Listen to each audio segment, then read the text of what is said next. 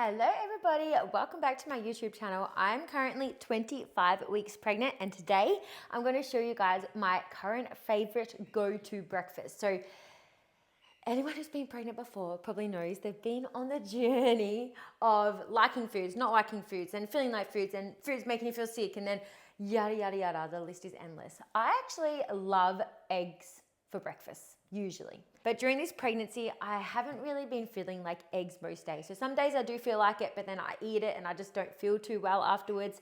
Some days I eat it and I'm fine, but most mornings I wake up and I'm like, today is not an egg day. So this is my current go-to breakfast. I'm gonna be making some banana bread flavored overnight oats. So I actually got diagnosed with celiac last year, for those who haven't been following along.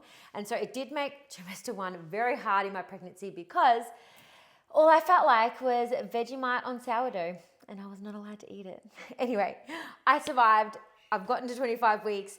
I love this breakfast. It is an overnight oats recipe. I use gluten-free oats, like oats that aren't grown on the same crop, the same bit of land as wheat, because otherwise they're usually very heavily cross-contaminated. Some people who are a little bit sensitive to gluten still react a little bit to these kind of oats as well, because the protein that's in them is very similar to the protein that's in wheat and the protein that's in gluten. So it's like for some people they can't eat them at all, but I feel really, really good off the non-contaminated oats. But obviously you can use whatever oats you like. I love to use rolled oats.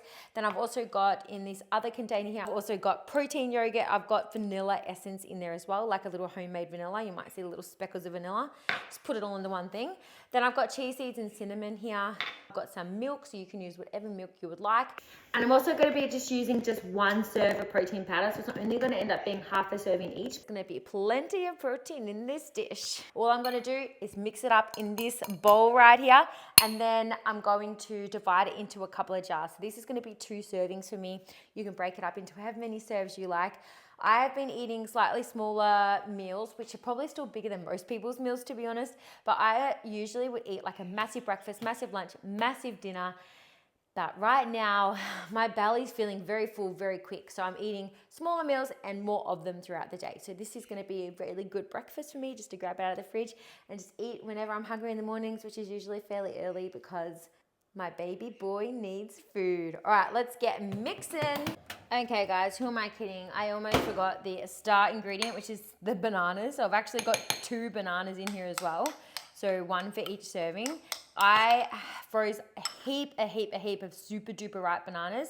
And so I just defrosted 2 of them. I'm just gonna give them a slight mash. So mine didn't really need mashing. They just broke up kind of on their own, but I just added them in there. I used peanut butter flavored protein powder in this, but obviously if you want more realistic banana bread flavor, you can use like vanilla or like buttercream flavored protein or something similar, but I love PB, so that's what I used.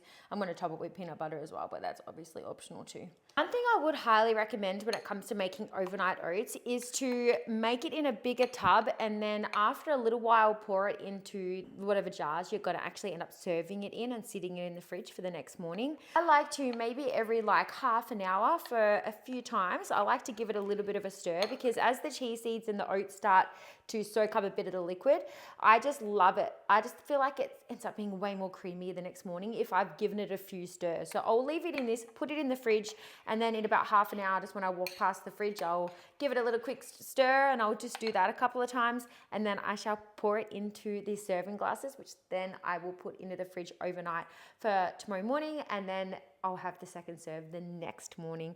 I'll top it with my little toppings just before I serve, so just before I eat it. So yeah, this is it. Super easy, as easy as 1, 2, 3.